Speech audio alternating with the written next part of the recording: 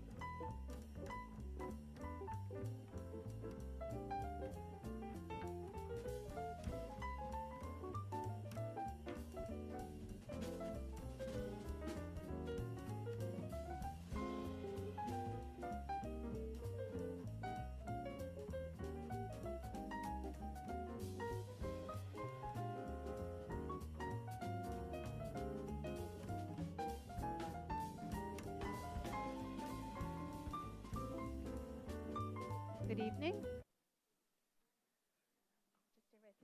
Good evening.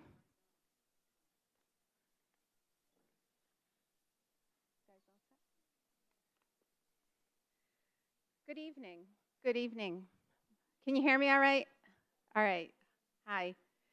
My name is Jen McCann, and I'm with the University of Rhode Island Coastal Resources Center, which is located at the Graduate School of Oceanography, and also Rhode Island Sea Grant. And I'd like to welcome you to the third event of the Sustaining Our Shores Honors Colloquium. This colloquium focuses on our shores and seas because we live in the ocean state and face significant challenges associated with climate change, socioeconomic disparity, and marine resource limitations. The United Nations Decade of the Ocean Science for Sustainable Development has just begun. With URI's great expertise in coastal and ocean science and management, we have a responsibility to educate and help address related issues and continue to advance our understanding of the marine realm. This year, the Coastal Resources Center at URI is celebrating its 50th anniversary, and the Graduate School of Oceanography is recognizing its 60th. Together with the College of Environment and Life Sciences, Arts and Sciences, Ocean Engineering, and other partners at URI and around the world, we must be a leader locally and globally. A committee of faculty and staff has planned the Sustaining Our Shores Honors Colloquium to educate and encourage discussion and collaboration. Now, please join me in thanking the Planning Committee, the Honors Program, and the many sponsors for enabling this year's Honors Colloquium.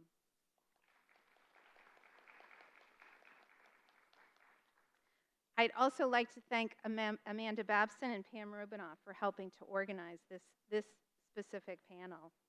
Before we get to the program, I'd like to thank you all for attending, those of you attending in person, for wearing your mask throughout the entire event. Also, please note the fire exits along the side, and restrooms are found in the foyer where you entered. Also, I want to make the audience aware, in conjunction with the colloquium and specifically related to the topic of coastal crisis, we will be hosting a they already did the award, the movie this week. So basically, next week, we're going to have another event, which is listed up here, and we hope that you join that event as well.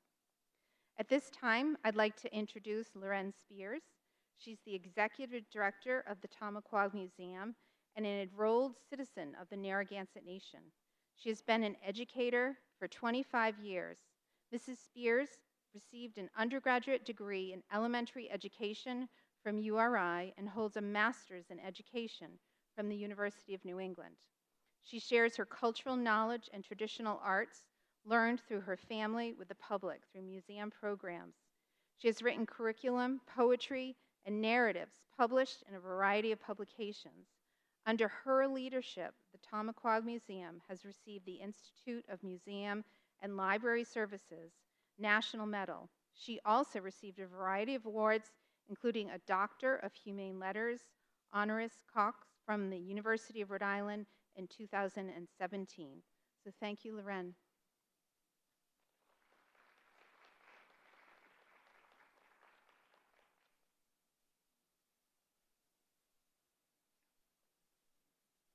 González Canupiam at Aki at Narragansett. Canupiam wuchi ni tampawag ka ni tangsawag at Aki at Narragansett. Hello everyone. As you heard, I'm Loren Spears. My traditional name is Makasini Pashao. I am Narragansett Niantic, and welcome to the homelands of the Narragansett people. I'm going to say a blessing in my language. Katabatash Katantwa Wuchi Wami Nawiya Nakan Wuni Tiawank. Katabatash Katantwa Wuchi Wuni Kisak. Katabatash Katantwa Wuchi Nipawus Ka Matakwasag. Katabatash Katantwa Wuchi Kitan. Katabatash Katantwa Wuchi Namas Tunapapwag. Nikakiwag Putampawag Pakwakwag Ka Ashantwag. Katabatash Katantwa Wuchi Wita. Katabatush Katantwa Wuchi Napeshawag, Kwananang, Wamsakuk Ka Honkawag. Katabatush Katantwa Wuchi Penashamwak, Mashkwak, Matakwas Ka Atug. Katabatush Katantwa Wuchi Sokanun Kacha Usha, Niempaog Ka Wayupumananash. Nashbi Mishatashin Pyangwag Kachisatau.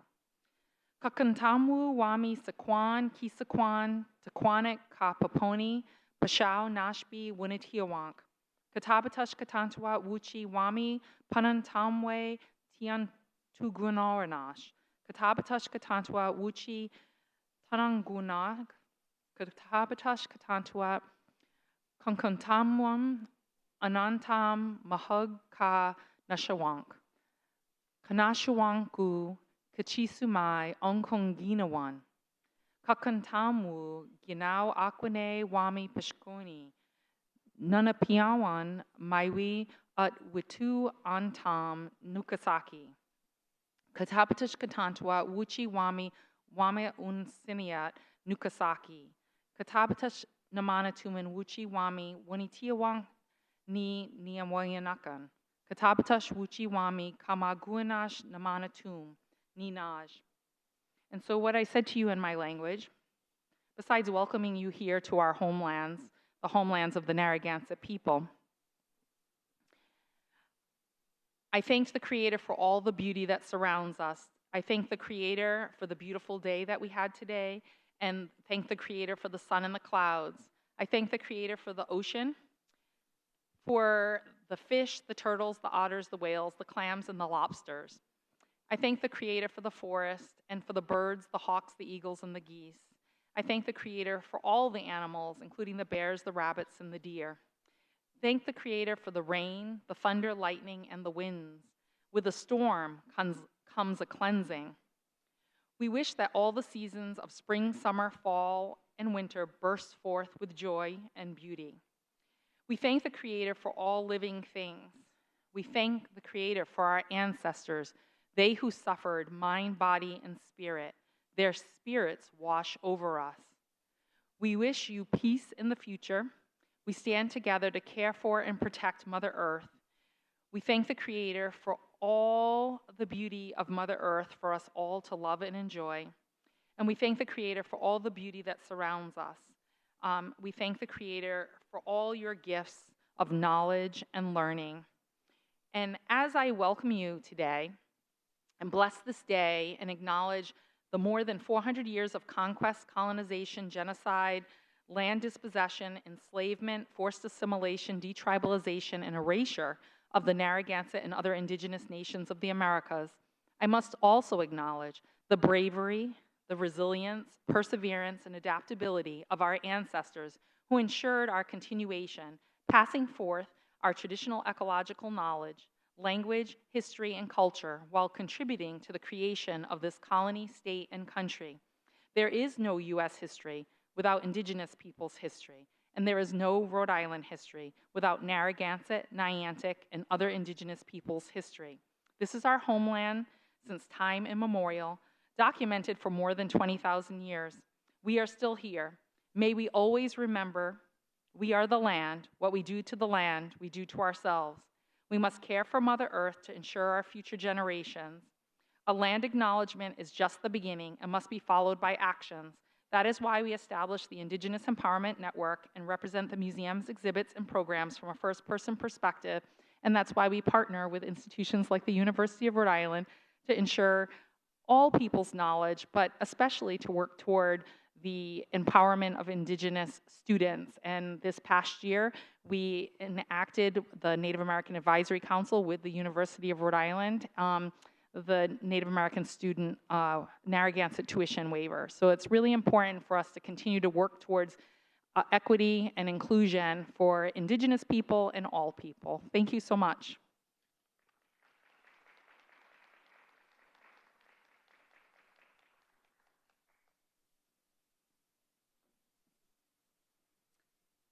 Thank you, Loren, for that. I would now like to introduce Megan Hall. Megan is the host of Possibly, a weekly podcast and radio segment on the Public's radio that dives deep into the field of sustainability, science, reporting out what is known and what we don't know about how the environment is changing and what we can do about it. Possibly's focus is here in our home state of Rhode Island, but the show answers questions that from people all over the country and around the world. Megan Hall has a bachelor's degree in urban studies and a master's degree in public health, both from Brown University. So please join me in welcoming Megan Hall.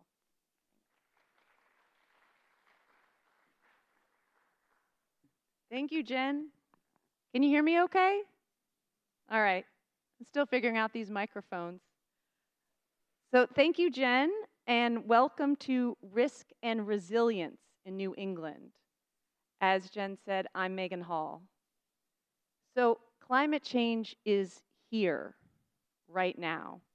We see it all around us in raging forest fires, in extreme weather, in flooding that happens in places that never flooded before. So how do we respond to this new reality? And what do we need to do to prevent the worst of what's to come? How do we do all of that in an equitable way? Our panelists grapple with these questions every day, but they also have some practical solutions. So I want to welcome our panelists. First, we have Julie Wormser, the Deputy Director of the Mystic River Watershed Association.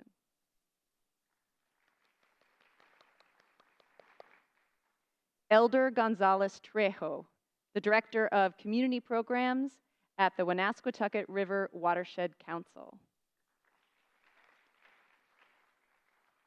And Pam Rubinoff, the Coastal Management Specialist at the URI Coastal Resources Center and Rhode Island Sea Grant.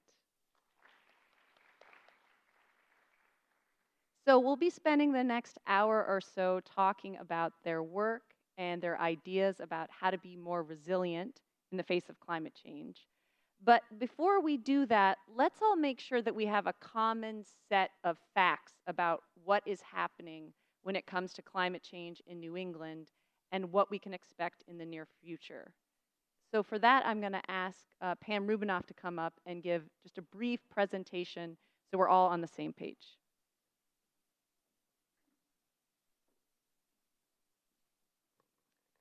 Good evening, and thank you, Megan, and for that introduction, and to all of you for joining us.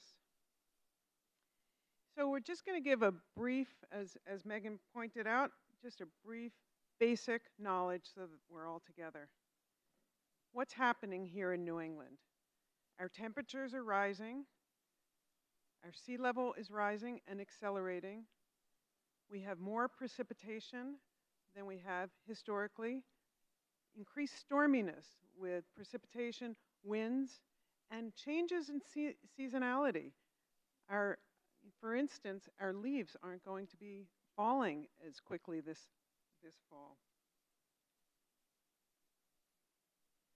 So why does this really matter?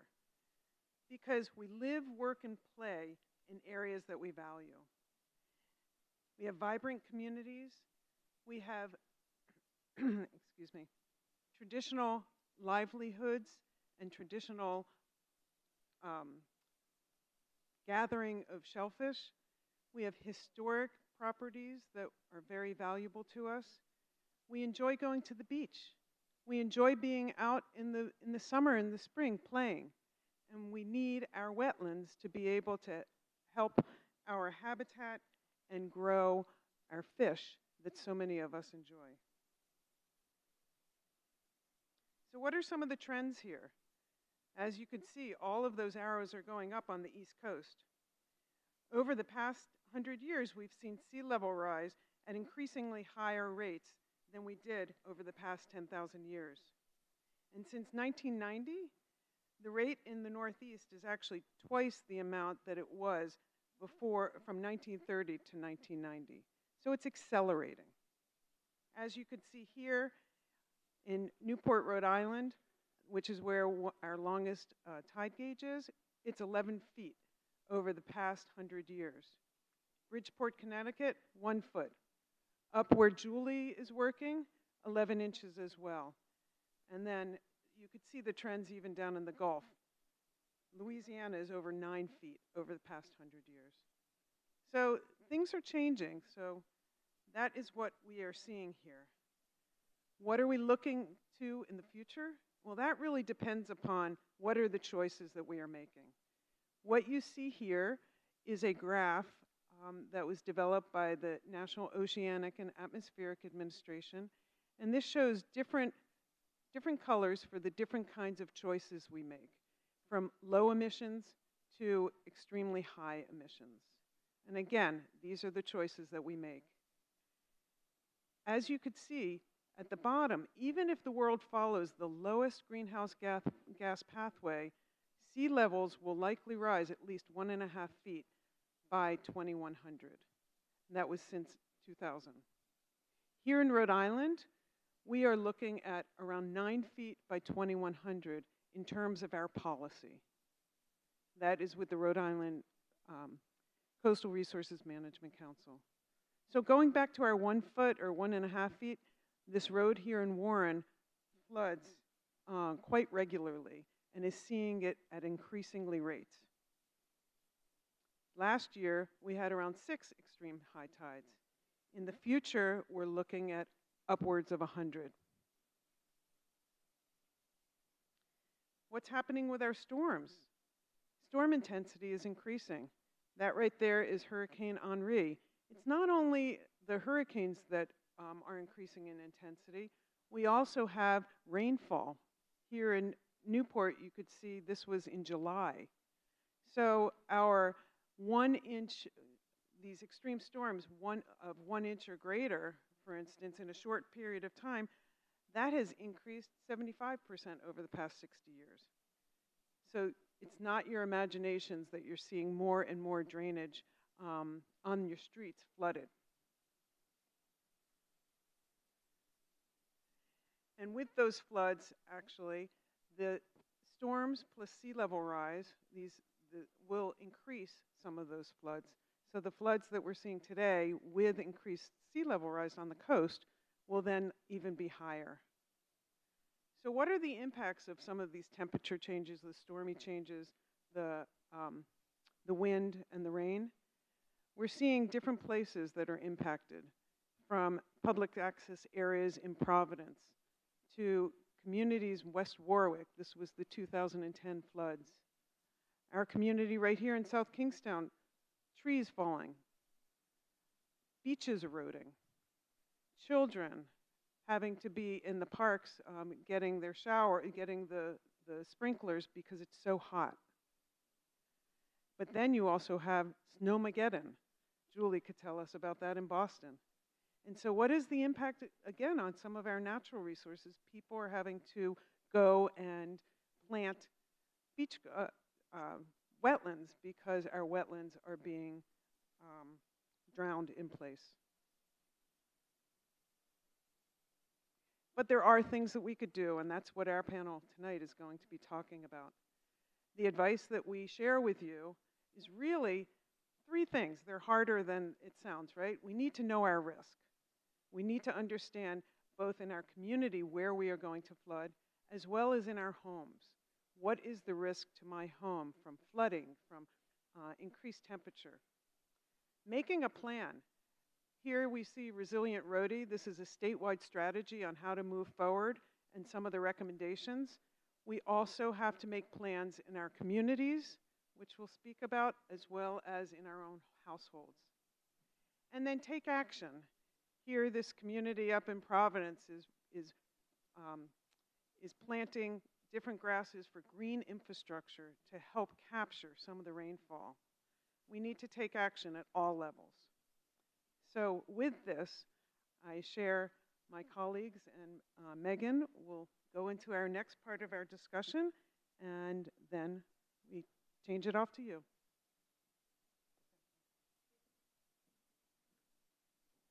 Thank you, Pam. So I feel like at this point in any presentation about climate change, you get pretty depressed and overwhelmed. That's a lot of scary data, about all of the sea level rise happening, how much has already happened before. I think we all saw this summer, a lot of really intense, extreme weather. So it's easy to sort of stop here and feel helpless. But luckily there are, as Pam said, some solutions and some work that's being done. You know, climate change is this massive, massive issue, and it is going to take international solutions to address it. But luckily, being resilient in the face of climate change and preparing it is within our reach, and in fact, it has to happen on the local level. So that's what we're going to talk about today, not, you know, what giant policy changes need to happen at some summit, but what can we do in our communities, in our region, to do something about climate change. So we're going to talk about that today with our panel. And first, we're just going to get to know our panelists a little better. They're going to talk about the work that they're doing.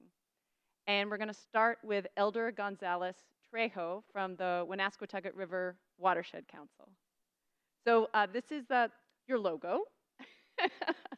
And Elder, you work in a very specific community. You're actually in Olneyville, which is a neighborhood in Providence. So for people who don't know a lot about Olneyville, can you just tell us a little bit about it and how it's experiencing climate change so far? Absolutely. Can everybody hear me? Perfect. Hello, everyone. My name is Elder González Trejo. And yeah, I'd love to share a little bit about what we do at the Woonasquatucket River Watershed Council. But first, I'd like to reiterate what Megan said. You know, this needs to be a universal movement, not an elitist movement. So, you know, whether we're an organization or stakeholder, we need to be working towards this common goal, you know, with the community members, frontline community members, which is communities that I work with. So at the moment, I'm working with the residents of the Olneyville neighborhood in the city of Providence. The 02908, 02909 area codes are some of the most vulnerable in the state of Rhode Island. It is also a heavy immigrant population that resides there. I myself am from Guatemala. I was born there and grew up in Providence in the Olneyville neighborhood.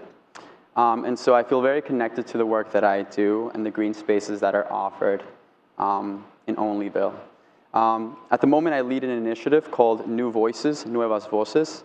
And it's a cohort of 16 to 20, at the moment, 16 to 20 Latinx women. But we hope to diversify that cohort in year 2 of the program.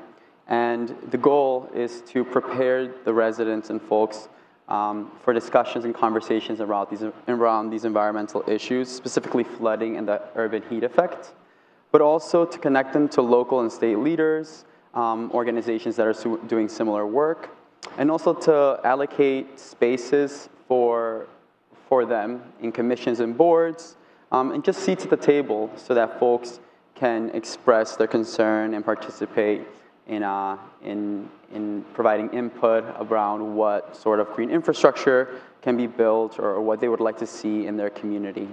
Oftentimes, we think that community engagement and community activation looks the same throughout all different communities, but a large part of my role, my profession, is to assess the community need, whether it's programming, recreational opportunities, educational opportunities, or even leadership development trainings, and really identifying what other issues they may arise in their lives, whether it's unemployment, facing possibly deportation or lack of childcare, and understanding what incentives we can provide in exchange for their participation.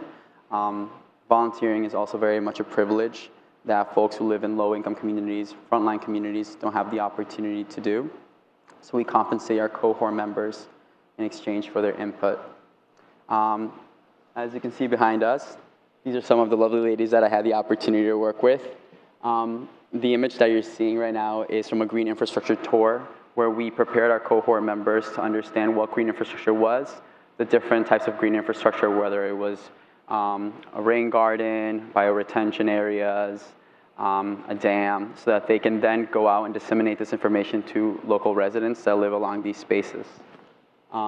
In this image, you're seeing a collaboration between the Woonasquatucket River Watershed Council and the Climate Creatives. This is an organization that wants to raise awareness regarding the rising sea levels. And so what we did is we worked with community members to place these flags specifically so that they kind of like prove the rising sea levels and where flooding may occur, to what extent in the year 2050, the year 2070, and the year 2090, more of a visual. A large part of my job is also to assess the level of education of the cohort members and understand that generally they don't digest the information the same way someone with a biology background would. And so, you know, using visuals, art installations is a great way to engage not just the community, but for, you know, folks to understand why it's such a concern. In this picture, this was a part of a community mapping exercise where we went around and kind of took a look at what could serve as a community asset, whether it was a bodega or a church, perhaps like another institution similar to the Woonasquatucket River Watershed Council that's working to address climate issues, or even like town hall. We took a stroll around the community and kind of like wrote down what businesses we could collaborate with and how communities can organize in these spaces. And during this event, this was a canvassing event, and this took place in Dunedin Park, where our cohort members were prepared to offer recreational opportunities, educational opportunities, but also to survey residents that live in Dunedin Park to really hear what their concerns were. And I think the most, the best part of this exercise was that our cohort members had the opportunity to see that the residents, their neighbors, have the exact same concerns.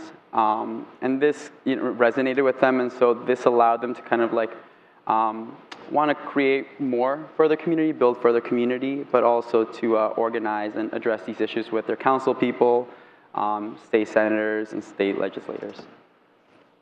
Thank you. Yeah, Thank no you, problem. Elder. I'm going to move on to talking a little bit about Julie Wormser's work.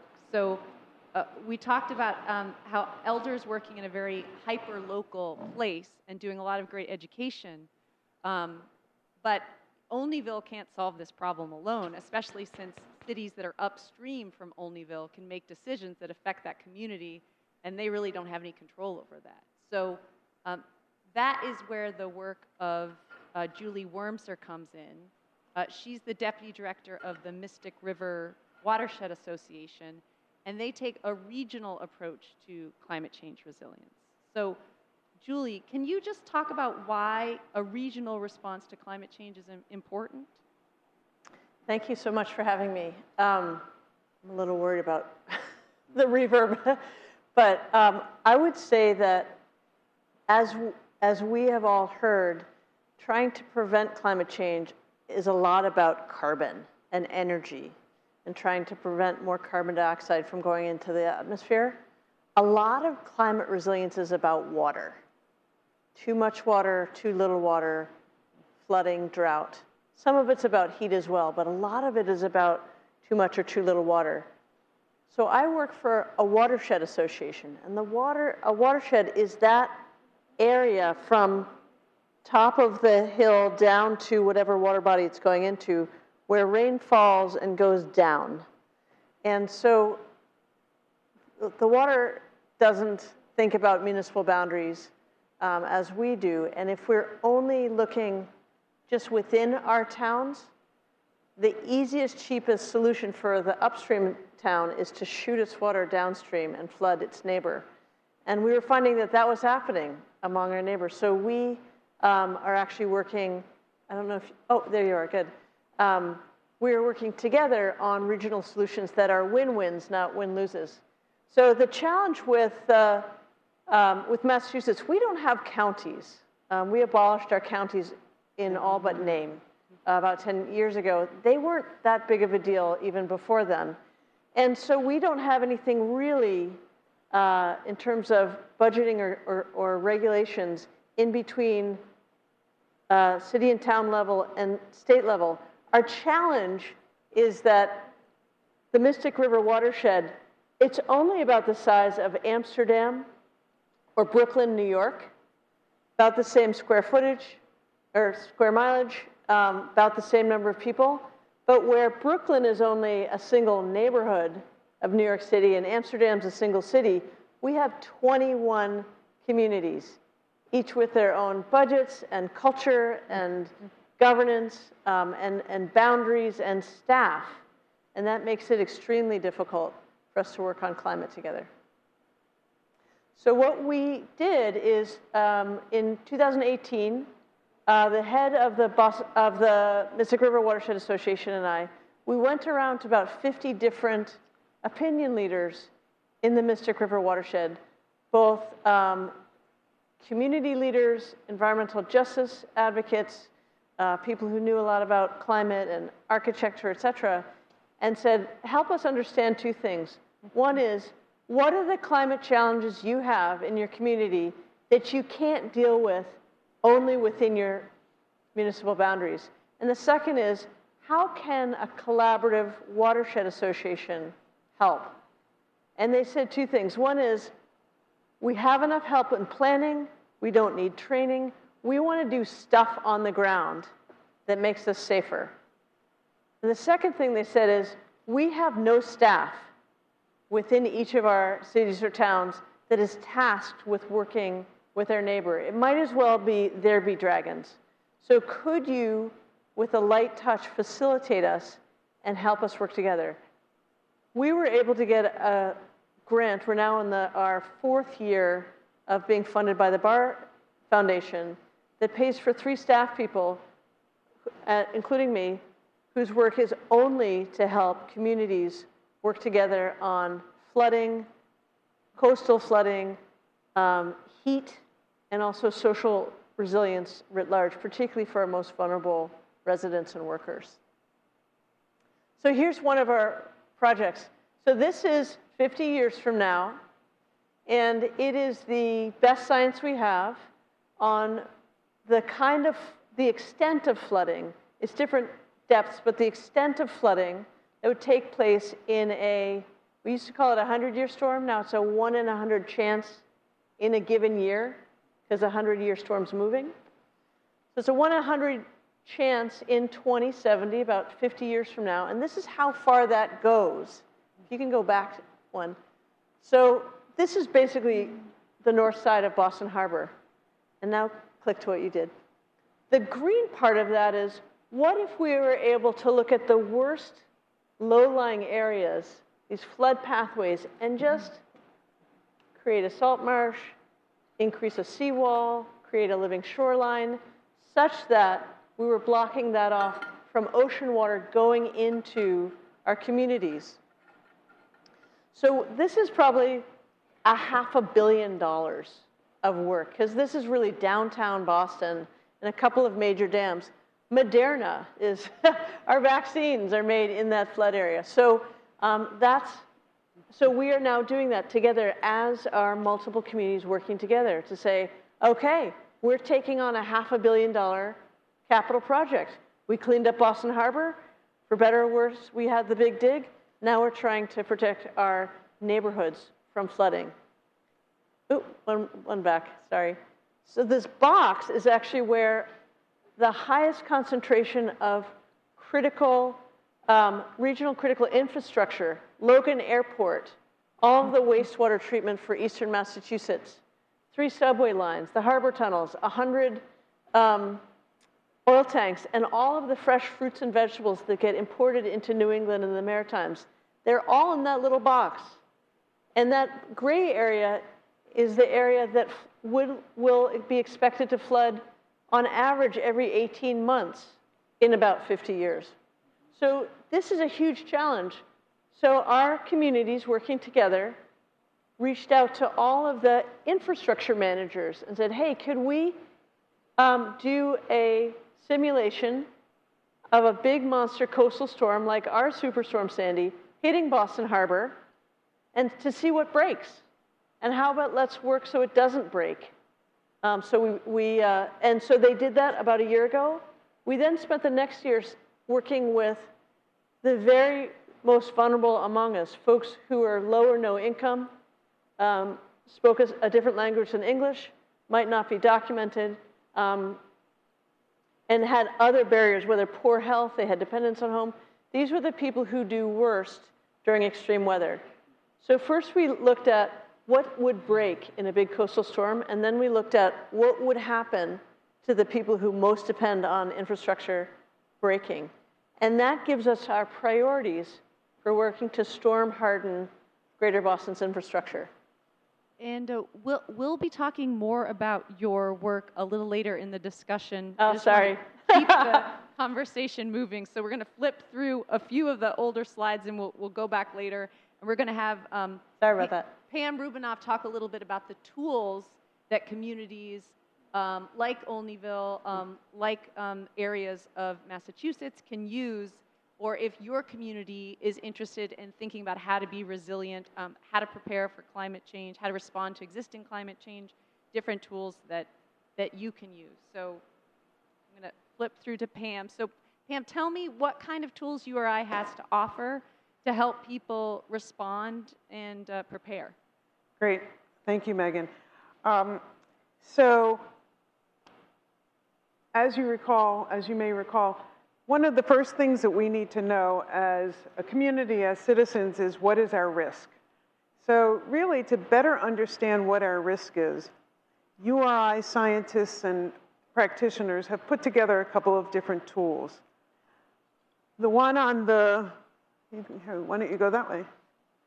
Over here on your left is an image of Newport Harbor, and that is Storm Tools. Storm Tools is a program that was developed by URI, and it was meant to bring, both of these bring the best available science out to the community for different kinds of decisions.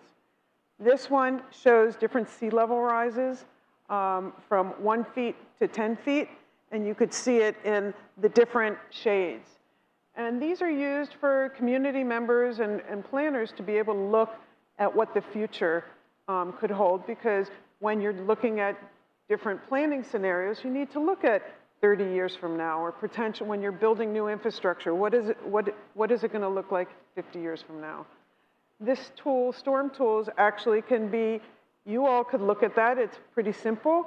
And you could say, Storm Tools for beginners, what will my community look like at 1 foot of sea level rise? You could also use this to look at different kinds of storms, like these, a nor'easter or a hurricane. So those are different things with using the Storm Tools map.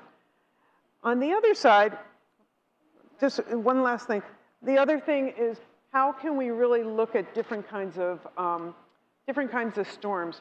Like this one is Hurricane Rhodey, which could be the worst possible type of storm that we could have in Rhode Island hitting Providence. And you use visualizations to get there.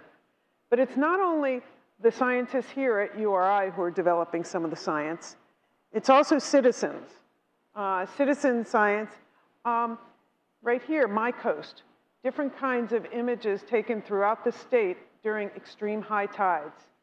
When we have different lunar phases, for instance, this week, we're going to be seeing water at our coasts that are really over, likely at least 1 foot or above what the mean your mean high tide is. So your high tide of the day, this could be a 1 foot higher.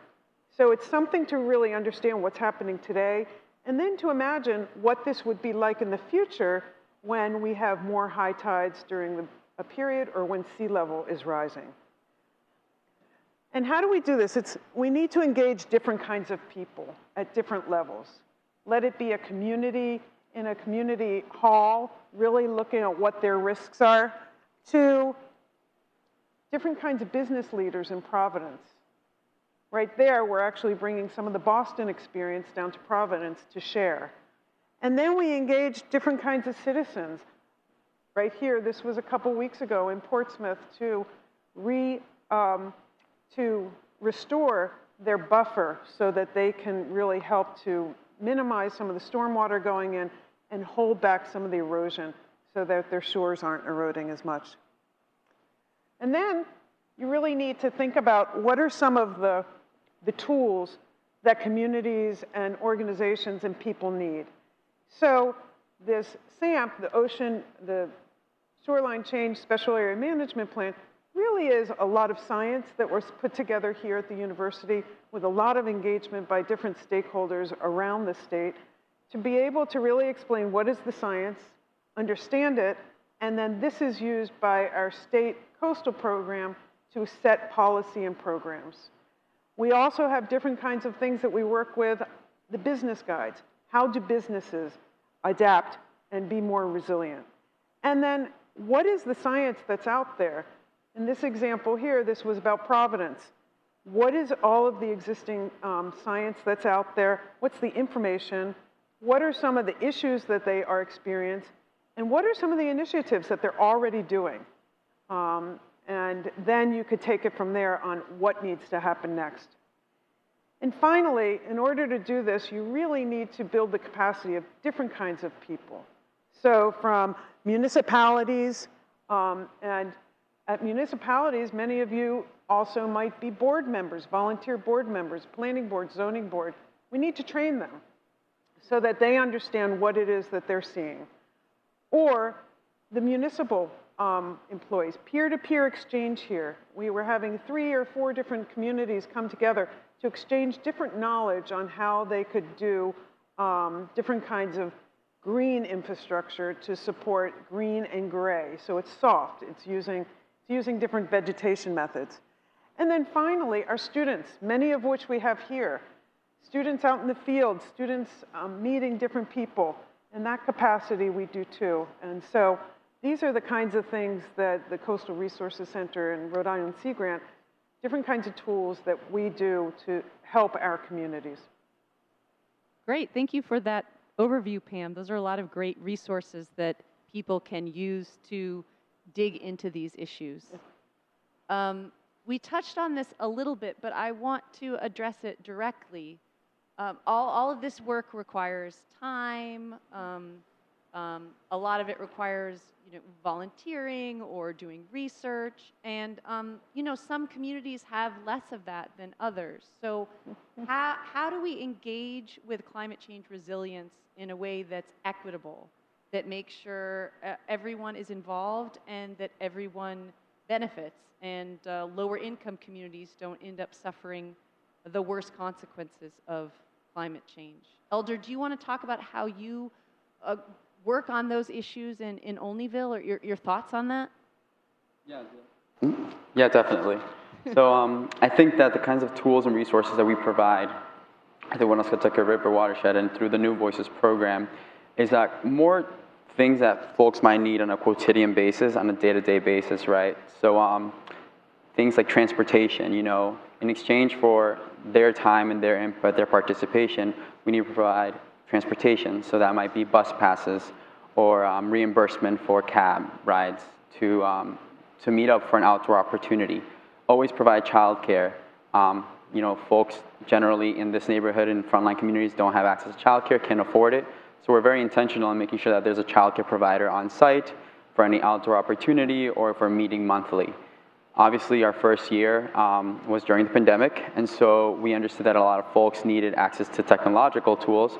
We provided Chromebooks and laptops to all of the cohort participants, as well as compensation for monthly meetings at a rate of $25 an hour.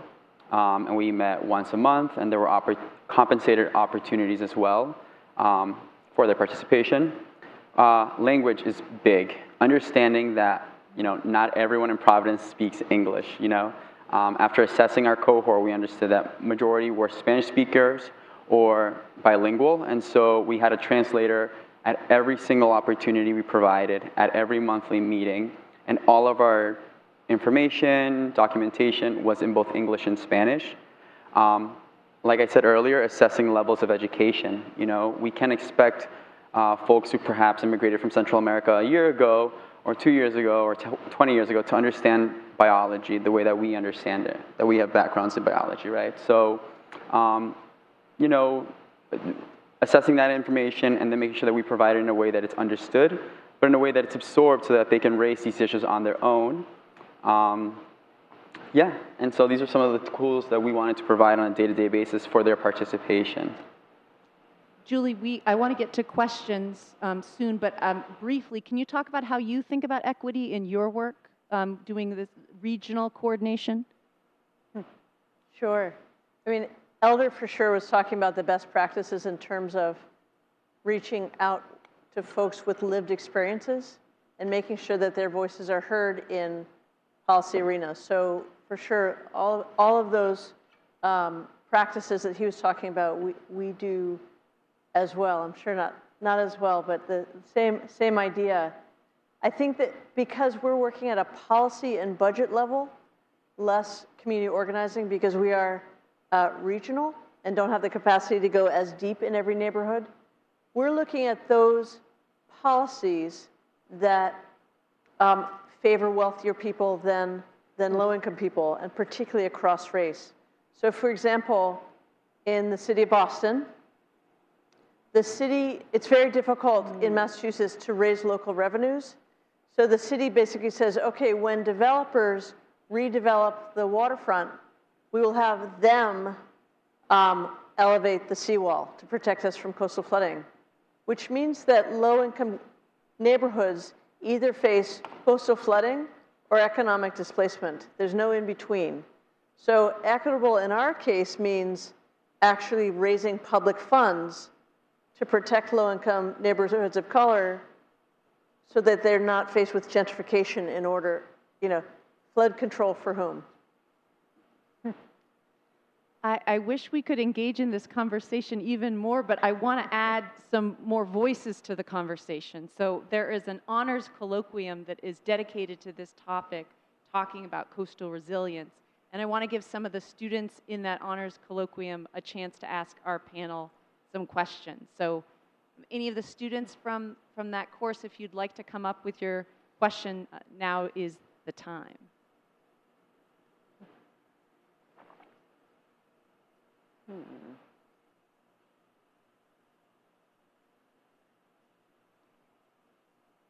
And we're turning on the microphones. They're ready for you.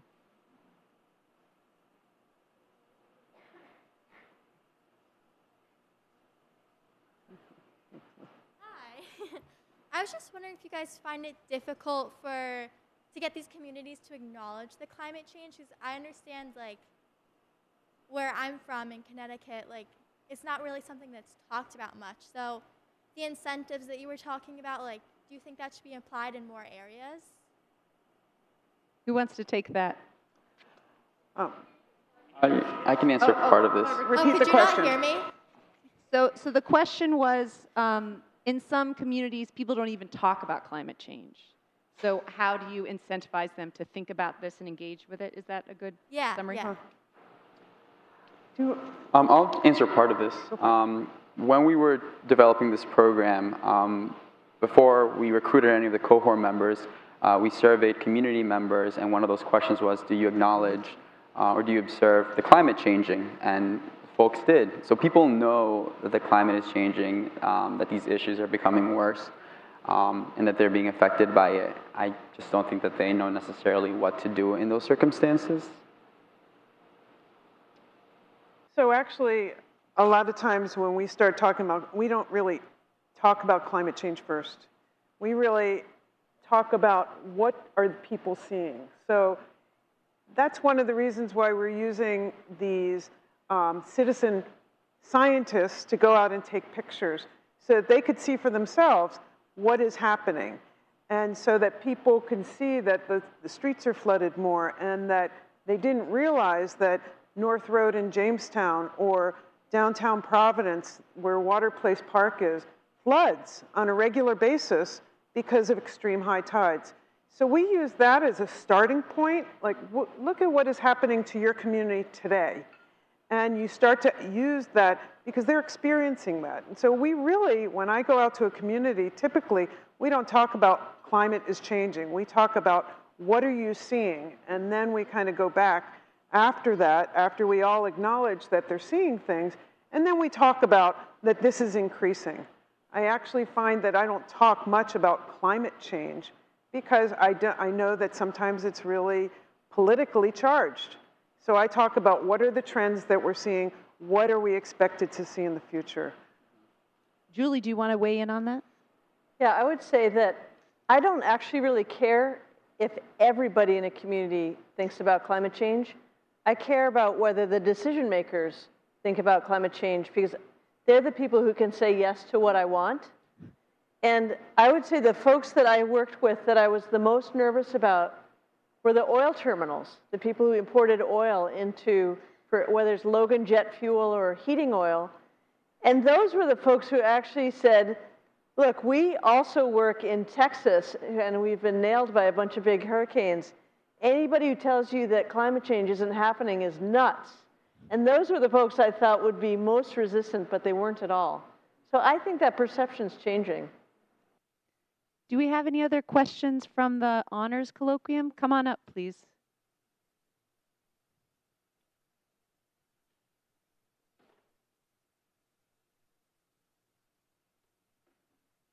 Hi. I was wondering, what do you guys say to people who you encounter who try to tell you that climate change isn't real? How do you, like, present evidence to them that will gently change their minds? The question was, how do you respond to people who say that climate change isn't real? How do you respond to them? Who wants to target? That's actually pretty simple. Well, I come from a university, and I come from a science background. We have a lot of data that shows it. So we really try to show some of the data that exists, but again, we really try to. So I'm not going to, I don't get into this is happening because of that. I really work with what is the science showing us. And so I really try to make it science-based, but trying to take it down to their level to say, okay, this is like a heat blanket around the globe. And really trying to understand, instead of looking at different graphs, trying to explain in more I don't want to say simpler terms, but easier to understand for most people. So you could understand a climate, a heat blanket over the Earth, as opposed to starting to look at, starting to talk about what are all the processes. But I think sticking to, we have really good data and images to show that. And I would say I spend zero time trying to convince anyone, because there are so many people who are convinced but don't know what to do. I spend all my time helping to mobilize people who don't know what to do but care. There's way more of those folks. Yeah. Generally, the people who don't think climate change is real are the ones who are privileged enough to not have to deal with these environmental issues or have a way out of them, right? Everyone who lives in a frontline community can tell you that there is some change happening and it's only getting worse. To your point, those are the folks that I invest in. I help them connect the dots and understand what they can do in these circumstances. So it sounds like spend less time convincing and more time just acting and working with the people who know that it's happening and want to know what to do next. Any other student questions?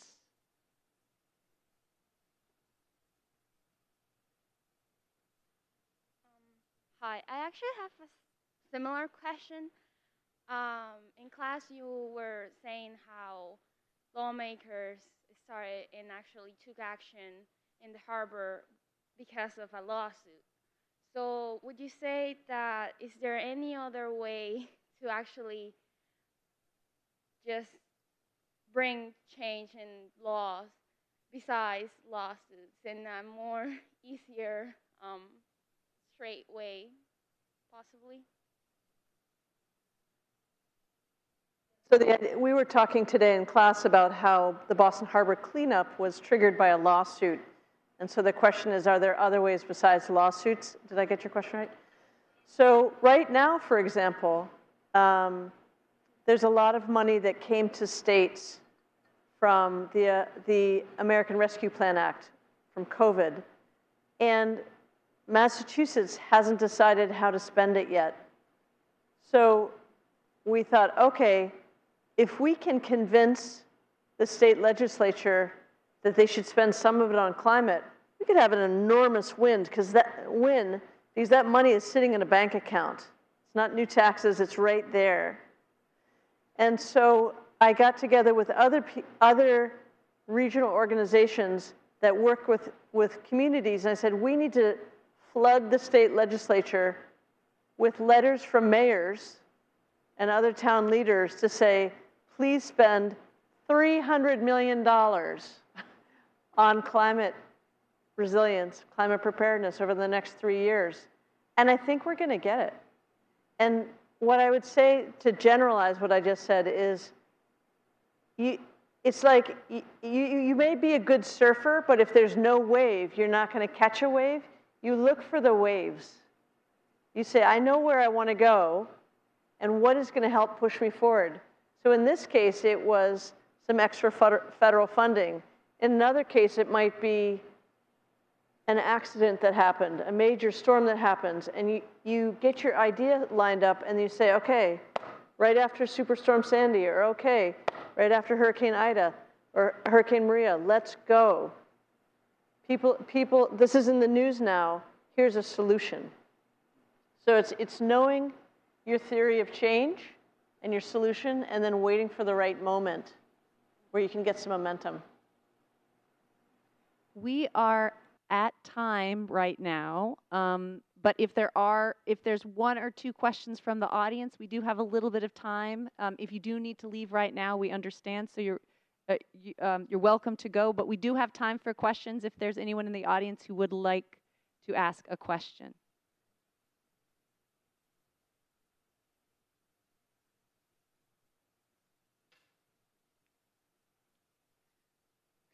Yeah, I'm a professor, and I always like to ask lots of questions, so I'll go ahead and ask one. I think I'm wondering about, as a scientist, how much more information do we need to act? Or do we have a communications problem?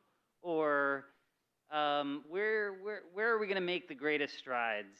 And how can you help us in that process? Thanks. Did everyone hear that question?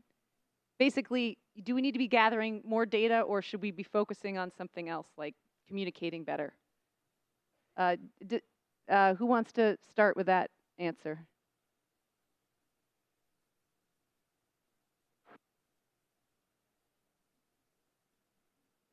So what I would say is the scientists have done their job, but most scientists have gotten through college.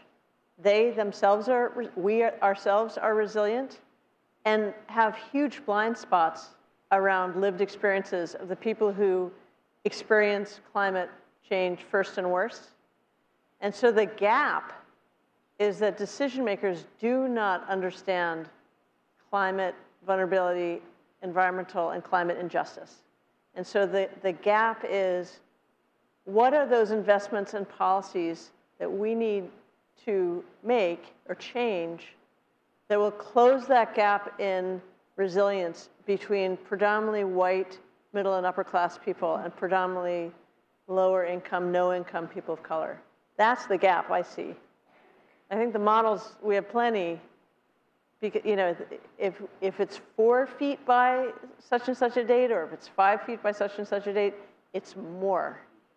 And it keeps going. So if we overestimate, we're ahead of the game. So, Elder, what have you learned about effective ways to communicate about climate change to folks that maybe don't have a science background? Well, first I want to agree with what Julie said completely. The data's there. My job has focused on how do I get this information to the folks of the community who oftentimes it doesn't reach them because they can't understand it because it's in English only. And so, making sure that people have access to this information in a way that they understand it. And so I've dedicated, 8 months of this 8-month learning program in having these conversations with these folks, making sure that they know how to digest this information and then how to apply it so they can raise these issues and to whom. Yeah. Do you want to add anything to that, Pam? Yeah, I do. I think that we often know what are some of the trends and what are the projections, but we're really not sure about what really are those impacts that we need to be planning on. And how do we use that information to help the communities plan better?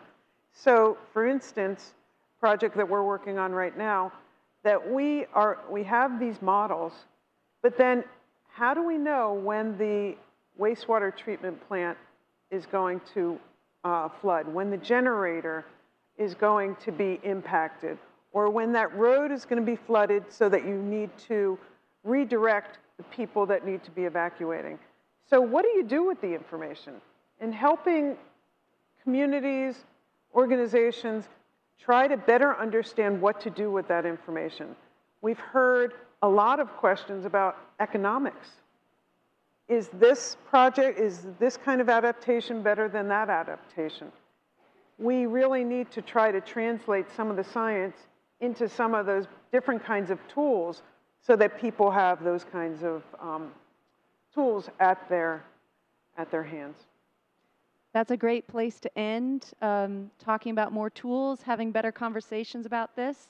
I want to thank you, everyone, for coming together to talk through this important topic.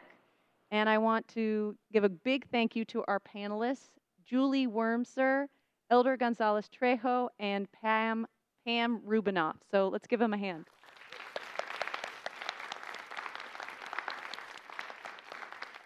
And I'm going to hand the podium back to Jen McCann.